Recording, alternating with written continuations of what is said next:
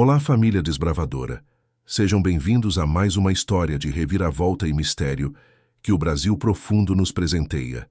Antes de mergulharmos nos segredos de uma antiga posada, já deixa seu like, se inscreve no canal e comenta de onde você está nos assistindo. Hoje vamos acompanhar Elias e Ana, um casal que, ao herdar o que parecia ser um fardo, desvendou um segredo guardado por gerações, um tesouro que não era apenas de ouro, mas de coragem e justiça. Prepare-se, porque essa é uma daquelas narrativas que provam que, às vezes, a maior riqueza está escondida onde menos esperamos. Elias e Ana, um casal de fazendeiros simples, de mãos calejadas pela lida no campo, conheciam bem o sabor amargo da terra seca e o peso das promessas não cumpridas. Anos de colheitas perdidas e dívidas acumuladas haviam lhes ensinado a desconfiar do futuro. A vida no interior era dura, mas eles tinham um ao outro e a esperança de dias melhores. Foi nesse cenário de luta que a notícia da herança chegou. Uma antiga posada abandonada, a posada do Rio Manso, um casarão em ruínas, esquecido pelo tempo e pela família. Para muitos, seria apenas mais um fardo, um problema a ser resolvido. Mas para Elias e Ana, aquele lugar caindo aos pedaços era a última centelha de esperança, a oportunidade de recomeçar, de dar um futuro digno aos seus filhos. Eles sonhavam em restaurar aquele lugar, transformá-lo não apenas em um lar, mas em um refúgio acolhedor, uma fonte de renda para uma vida mais tranquila. Cada dia na posada era uma batalha. Contra a poeira que cobria cada canto, as teias de aranha que pendiam como véus macabros, a mobília carcomida pelo tempo que parecia lamentar seu destino. Eles limpavam, consertavam, sonhavam.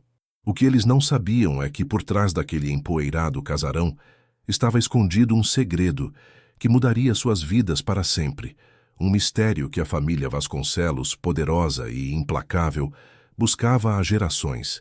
E foi ao tentar mover uma pesada estante de carvalho, que parecia firmemente chumbada ao chão na antiga biblioteca da posada, que Elias e Ana perceberam. Algo estava muito, muito errado. Com um esforço hercúleo, que fez os músculos de Elias gritarem e Ana prender a respiração, eles conseguiram afastar a estante. Atrás dela, uma parede de madeira falsa, habilmente disfarçada, revelou um pequeno corredor escuro, quase imperceptível. Um ar abafado, com cheiro de madeira velha e terra úmida, escapou dali como um suspiro do passado.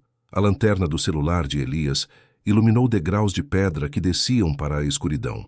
O coração do casal batia em uníssono, uma mistura de medo e excitação. O que haveria ali? E se não estivessem sozinhos naquele lugar esquecido pelo tempo? A curiosidade, mais forte que o temor, os impulsionou a descer. No fundo daquele pequeno túnel, o espaço se abria para um quarto secreto, intocado por décadas, talvez séculos.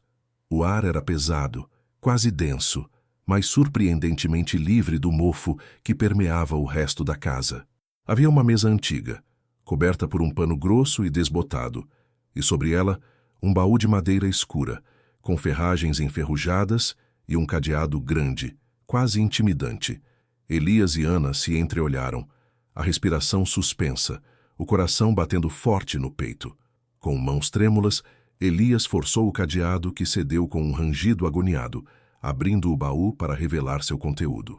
Lá dentro, não encontraram apenas ouro e joias como nos contos de piratas, mas algo muito mais valioso e surpreendente. Documentos antigos, mapas detalhados das terras ao redor, escrituras com datas esquecidas e, mais importante, uma fortuna em moedas de prata e ouro, cuidadosamente escondidas sob pilhas de pergaminhos empoeirados. Era um tesouro, sim, mas um tesouro que falava de história, de uma família que lutou para manter suas terras, de segredos guardados por gerações. Cada moeda, cada pergaminho, parecia contar uma história de resistência, de esperança, como se estivessem esperando por eles, pelos seus verdadeiros herdeiros, para continuar uma linhagem de cuidado e propósito. A alegria de Elias e Ana foi imensa, um misto de alívio e incredulidade. Eles haviam encontrado não apenas riqueza material, mas a chave para a própria história da posada. Mas a descoberta, eles logo perceberiam, não passaria despercebida por muito tempo. Os rumores da reforma, da presença de um novo casal na posada, já se espalhavam pela pequena cidade, alcançando ouvidos que esperavam por essa chance há muito tempo. E antes que pudessem compreender totalmente a magnitude do que haviam encontrado e o perigo que isso representava, um pressentimento frio percorreu a espinha de Elias.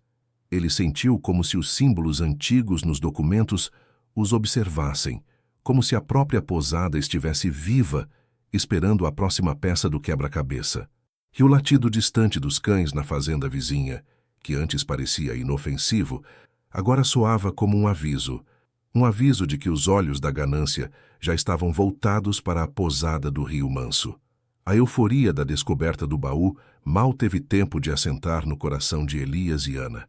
O pressentimento frio que os envolveu, o latido distante dos cães na fazenda vizinha, não era mera coincidência.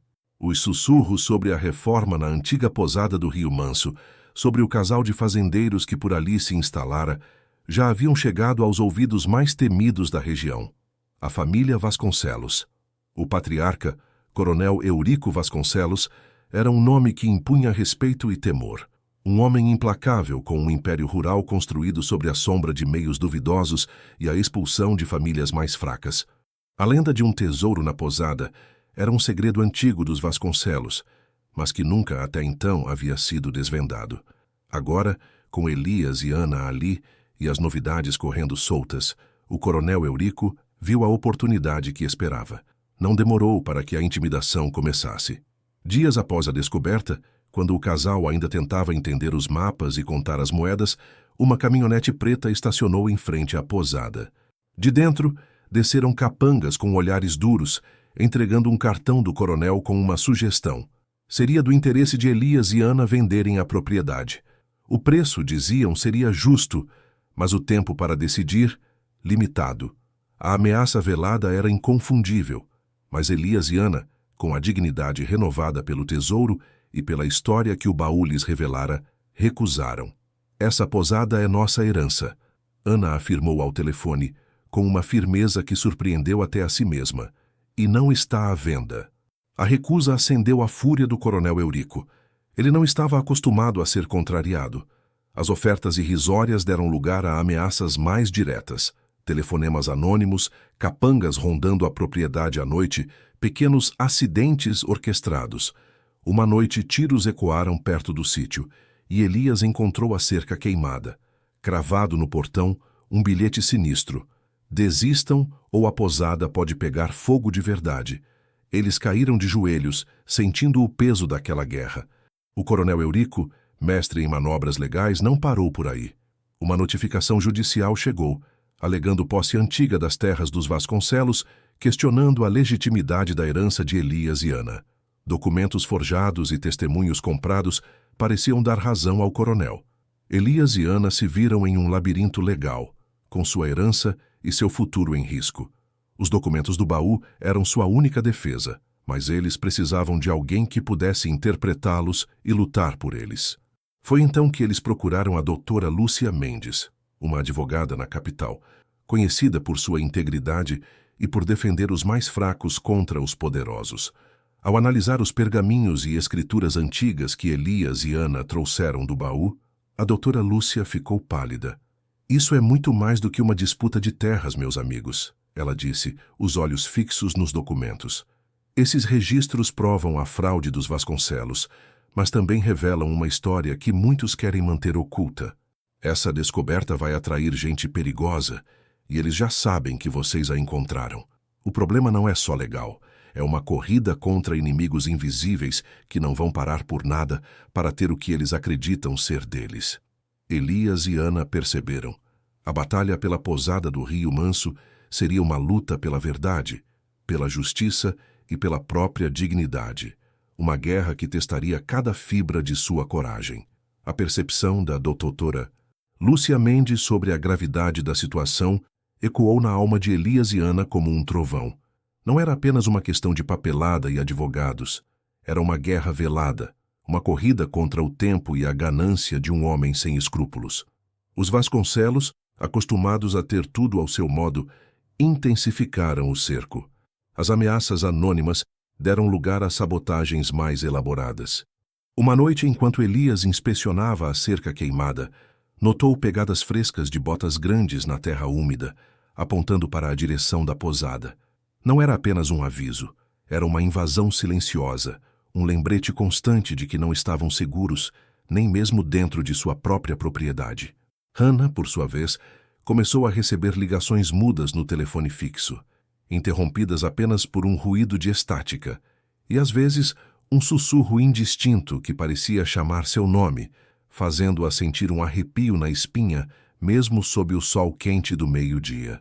O medo era palpável, mas a coragem, forjada na lida diária e na promessa de um futuro digno, era ainda maior. Doutora Lúcia, com sua mente afiada e sua experiência em casos complexos, mergulhou nos documentos encontrados no baú. Ela sabia que a verdade estava ali, escondida nas entrelinhas de caligrafias antigas e selos desbotados. O desafio era colossal: provar a autenticidade desses pergaminhos contra a montanha de papéis falsificados que o coronel Eurico havia apresentado. Cada dia era uma batalha legal, com audiências preliminares onde os advogados dos Vasconcelos tentavam desqualificar as evidências de Elias e Ana, alegando que eram achados de um casal sem instrução, sem valor legal. A imprensa local, controlada pelos interesses do coronel, publicava notas tendenciosas, pintando Elias e Ana como invasores oportunistas. A pressão era imensa e o casal sentia o peso do mundo em seus ombros. Apesar das dificuldades e dos reveses iniciais, a doutora Lúcia não desistia. Ela passava noites em claro, estudando os mapas e as escrituras, comparando estilos de escrita e marcas d'água, buscando qualquer falha nas alegações dos Vasconcelos. Elias e Ana, enquanto isso, dividiam seu tempo entre as idas ao fórum e a manutenção da posada, que agora representava mais do que um lar. Era o símbolo de sua resistência. Eles usaram uma pequena parte do tesouro para reforçar a segurança da propriedade, instalar câmeras e contratar um vigia local, um velho amigo de Elias que patrulhava as redondezas. Não era apenas dinheiro que os impulsionava, mas a história que o baú lhes revelara, a história de uma família que, assim como eles, lutou para manter suas terras e seu legado contra a ganância alheia. Eles eram os guardiões dessa história agora, e não a deixariam morrer. Foi em meio a uma pilha de livros empoeirados na biblioteca da doutora Lúcia que ela encontrou o que procurava. Um antigo atlas de cartografia regional, datado do século XIX, continha um mapa detalhado da área da posada do Rio Manso, e nesse mapa havia uma pequena marca, quase invisível, indicando uma divisa de terras que coincidia perfeitamente com uma anotação marginal em um dos pergaminhos do baú, uma anotação que desmentia categoricamente as alegações de posse dos Vasconcelos. Além disso, a doutora Lúcia descobriu um selo real em uma das escrituras mais antigas do baú, um selo que, segundo especialistas consultados, só poderia ter sido usado em documentos emitidos diretamente pela coroa portuguesa em determinado período, invalidando qualquer documento posterior que não o reconhecesse. "Isso é ouro puro, meus amigos", exclamou a advogada, os olhos brilhando de vitória. "Com isso, não só provamos a fraude do coronel, como também a legitimidade da posse de vocês. A maré está virando!" A notícia da descoberta da doutora Lúcia e a iminente apresentação das novas provas no tribunal chegaram aos ouvidos do coronel Eurico Vasconcelos como um soco no estômago. Ele não podia acreditar que um simples casal de fazendeiros e uma advogada teimosa estivessem conseguindo desmantelar seu império de mentiras. A fúria do coronel escalou a níveis perigosos. Ele sabia que a próxima audiência seria decisiva e que a verdade, se revelada, poderia significar não apenas a perda da posada, mas a ruína de sua reputação e de seu poder na região. Seus métodos, que antes eram velados, tornaram-se mais explícitos e brutais. Uma noite, enquanto Elias e Ana dormiam, um barulho forte os despertou. A janela do quarto estava estilhaçada e uma pedra enrolada em um bilhete jazia no chão. Último aviso: desistam da posada ou as consequências serão permanentes. O coronel Eurico estava jogando suas últimas cartas, e Elias e Ana sabiam que o confronto final era inevitável. Eles haviam encontrado um aliado na doutora Lúcia, mas agora, mais do que nunca, precisavam de uma estratégia que os protegesse não só na lei, mas na vida real, contra um inimigo que não conhecia limites. A posada do Rio Manso estava prestes a ser o palco de um acerto de contas que ecoaria por toda a região. A pedra que estilhaçou a janela não foi apenas um aviso, foi uma declaração de guerra. O som do vidro se partindo ecoou na noite, rasgando o silêncio da posada do Rio Manso e o pouco de paz que Elias e Ana ainda tentavam manter.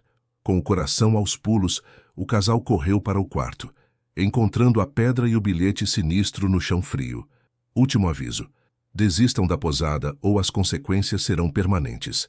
As palavras eram frias, mas o medo que elas instigavam era quente, queimando na garganta de Ana, fazendo Elias apertar os punhos. Não era mais uma questão de terras, era uma luta pela vida, pela segurança de seu lar e de sua própria existência. Doutora Lúcia Mendes, ao ser informada do ocorrido, não hesitou. Chega de meias medidas, ela declarou com uma voz firme, mas carregada de preocupação. O coronel Eurico passou dos limites. Não vamos apenas nos defender, vamos atacar com a verdade. Mas precisamos de mais do que provas documentais agora. Precisamos de proteção.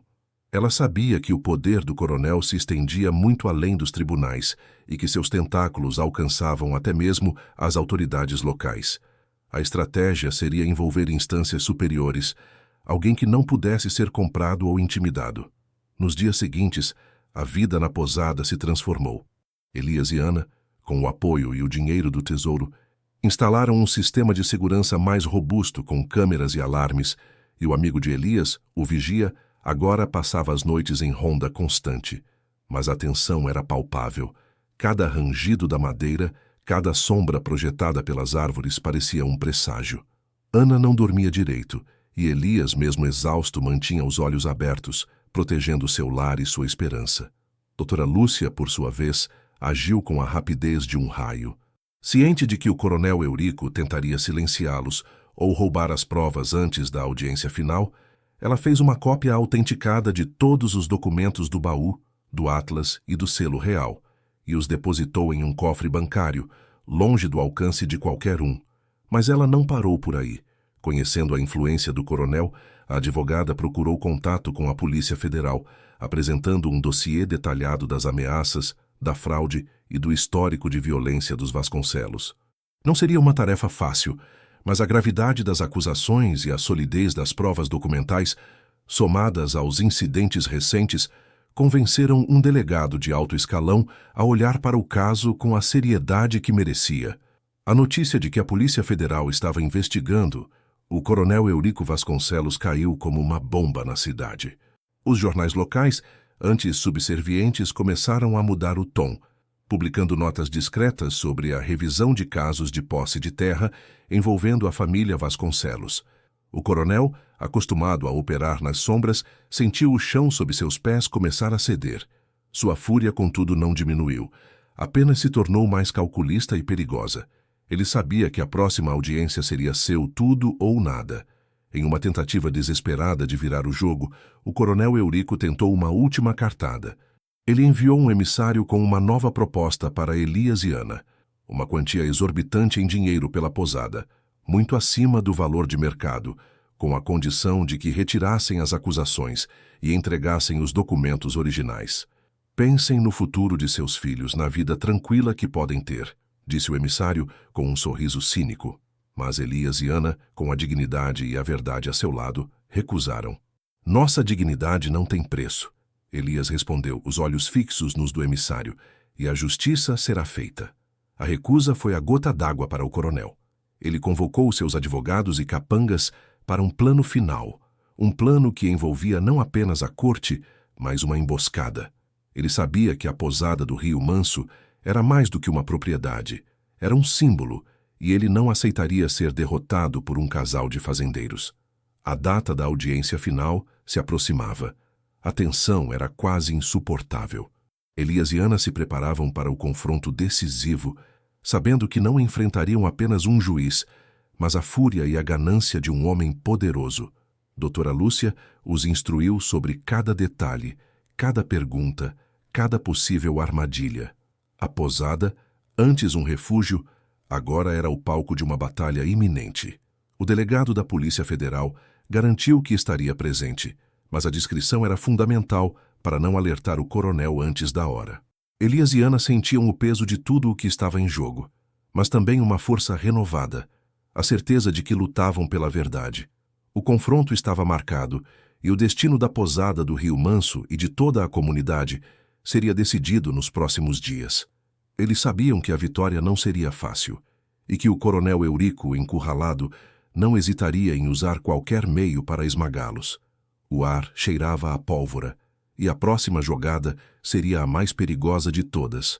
A data da audiência final chegou com um peso quase insuportável no peito de Elias e Ana. O sol mal havia nascido, mas a tensão já pairava no ar da posada como uma névoa densa. Doutora Lúcia havia passado a noite na propriedade, revisando cada detalhe, cada palavra, cada movimento que fariam no tribunal. Lembrem-se, ela disse, os olhos fixos neles. O coronel Eurico não joga limpo. Ele vai tentar de tudo. Mantenham a calma. A verdade está do nosso lado, mas precisamos ser mais espertos. A posada, antes um refúgio, agora era o palco de uma batalha iminente, e cada fibra de seu ser sentia o cheiro de pólvora no ar. No trajeto até o fórum, o silêncio era pesado, quebrado apenas pelo motor do carro e pelas batidas aceleradas dos corações de Elias e Ana. O delegado da Polícia Federal, um homem de poucas palavras, mas de olhar atento e postura discreta, seguia em um carro descaracterizado, a uma distância estratégica. A estratégia era clara e arriscada. Elias e Ana levariam os documentos originais para a apresentação formal no tribunal, mas a doutora Lúcia já havia enviado cópias autenticadas para o juiz por meios seguros, antecipando qualquer tentativa de roubo ou sabotagem. A ideia era pegar o coronel no flagra, no momento exato de sua maior ganância e desespero, expondo não apenas sua fraude, mas também seus métodos violentos. Ao se aproximarem do tribunal, uma movimentação estranha chamou a atenção. Um grupo de homens, alguns deles já conhecidos capangas do coronel Eurico, estava aglomerado perto da entrada lateral, por onde Elias e Ana seriam orientados a entrar para evitar a imprensa e a confusão. Era a emboscada, exatamente como a doutora Lúcia havia previsto. Um dos homens, o mais corpulento e com uma cicatriz no rosto, se adiantou, bloqueando o caminho do carro. Senhor, Elias, a gente precisa conversar antes que o show comece, ele disse com um sorriso forçado e ameaçador, os olhos fixos na pasta que Ana segurava em seu colo. A intenção era clara: intimidar, roubar os documentos originais ou até mesmo forçar uma desistência ali mesmo, antes que o casal pudesse sequer pisar na sala de audiência. Mas Elias e Ana não estavam sozinhos, e a armadilha do coronel estava prestes a se voltar contra ele. No exato momento em que o capanga estendeu a mão para a porta do carro, uma viatura da Polícia Federal, que estava estrategicamente posicionada a poucos metros, surgiu do nada, bloqueando a saída do grupo. Outros agentes, que se misturavam discretamente na multidão de curiosos e jornalistas, revelaram seus distintivos, cercando os homens do coronel em questão de segundos. A surpresa foi total e a confusão instalou-se. O capanga corpulento empalideceu, vendo seu plano desmoronar diante de seus olhos. O delegado, com a voz grave e autoritária, ordenou: todos vocês, mãos na cabeça. Tentativa de obstrução da justiça e formação de quadrilha. Estão presos. A cena, digna de um filme, deixou a todos boquiabertos. Dentro do tribunal, o coronel Eurico Vasconcelos aguardava com uma expressão de falsa confiança, um sorriso cínico nos lábios. Ele tinha certeza de que seus homens teriam resolvido o problema antes da audiência, garantindo que Elias e Ana não tivessem as provas para apresentar. Mas quando Elias e Ana entraram na sala, acompanhados pela doutora Lúcia e, para o seu espanto, por um delegado da Polícia Federal, o sorriso do coronel desvaneceu-se, dando lugar a uma carranca de puro ódio. A sala estava cheia, imprensa, curiosos e até alguns moradores da cidade que, secretamente, torciam pelo casal de fazendeiros. A audiência começou, e a doutora Lúcia, com maestria e uma calma impressionante, apresentou as provas, os documentos do baú, o atlas antigo, o selo real da coroa portuguesa que validava as escrituras de Elias e Ana e todas as evidências da fraude do coronel. Cada argumento era um golpe certeiro contra a estrutura de mentiras que Eurico havia construído ao longo dos anos. Os advogados do coronel tentaram desqualificar as evidências, alegar que eram falsificações, mas a doutora Lúcia tinha todas as respostas, todas as perícias, todos os testemunhos de especialistas que comprovavam a autenticidade dos documentos. E para selar a vitória, o delegado da Polícia Federal se levantou, apresentando o relatório da investigação sobre as ameaças, a fraude e a tentativa de emboscada daquela manhã, com os capangas já detidos e confessando que agiam a mando do coronel. As provas eram irrefutáveis e a verdade finalmente vinha à tona. O juiz, um homem sério e imparcial, proferiu a sentença. A posse da posada do Rio Manso e de todas as terras adjacentes era de Elias e Ana, com base nos documentos históricos e na herança legítima, que finalmente havia sido reconhecida. O coronel Eurico Vasconcelos, por sua vez, seria investigado por fraude, assédio, formação de quadrilha e obstrução da justiça, com a possibilidade de enfrentar penas severas. O choque na sala foi palpável. O império de um homem poderoso, construído sobre a ganância e a intimidação, desmoronava diante dos olhos de todos os presentes. Enquanto era escoltado para fora do tribunal pelos agentes federais, com o rosto contorcido de ódio e derrota, o coronel Eurico parou por um instante e fixou os olhos em Elias e Ana. Seu olhar não era de rendição, mas de uma maldade profunda, quase sobrenatural, um brilho sombrio que fez Ana sentir um arrepio na espinha.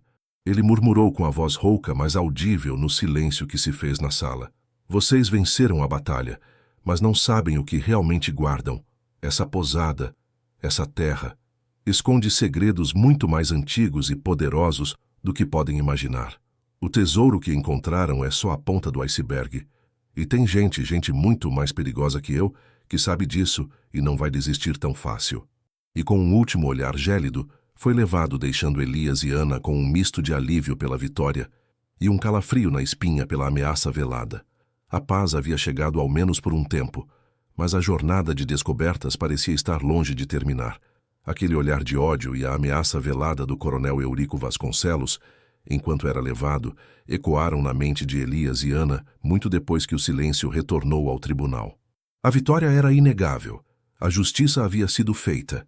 Mas as palavras, vocês não sabem o que realmente guardam. Essa posada, essa terra, esconde segredos muito mais antigos e poderosos do que podem imaginar. O tesouro que encontraram é só a ponta do iceberg. Plantaram uma semente de mistério e apreensão. O alívio pela condenação do coronel se misturava a um calafrio na espinha. Um lembrete de que a posada do Rio Manso, seu novo lar, ainda guardava histórias que nem mesmo o baú havia revelado por completo. Nos meses que se seguiram, a vida de Elias e Ana e a própria posada foram transformadas. Com a legitimidade da posse finalmente reconhecida e o tesouro ancestral que lhes dava os meios, eles iniciaram a tão sonhada restauração. Não era apenas uma reforma, era um renascimento. Cada pedra, cada viga da posada do Rio Manso era tratada com carinho e respeito, pela história que carregava. As paredes em ruínas foram restauradas, os telhados consertados, os jardins secos voltaram a florescer com a água que Elias, com seu conhecimento de fazendeiro, soube como canalizar de fontes subterrâneas que ele e Ana descobriram com os mapas do baú. A antiga biblioteca, onde o quarto secreto havia sido encontrado, tornou-se um santuário de conhecimento, com os documentos originais e o baú expostos em segurança, contando a história da família, que por gerações protegeu aquela terra. A doutora Lúcia Mendes, sua heroína nos tribunais, tornou-se uma amiga querida e conselheira, ajudando-os a catalogar os achados e a entender a verdadeira dimensão histórica da posada. A notícia da vitória de Elias e Ana e da transformação da posada do Rio Manso se espalhou como fogo pela região. O local, antes abandonado e esquecido, tornou-se um símbolo de resistência e esperança. Turistas, historiadores e curiosos começaram a visitar, atraídos não apenas pela beleza restaurada, mas pela incrível história de superação e descoberta. Elias e Ana, que só queriam um futuro digno para seus filhos, tornaram-se guardiões de um legado, contadores de histórias, e a posada floresceu, tornando-se um refúgio acolhedor, exatamente como sonhavam.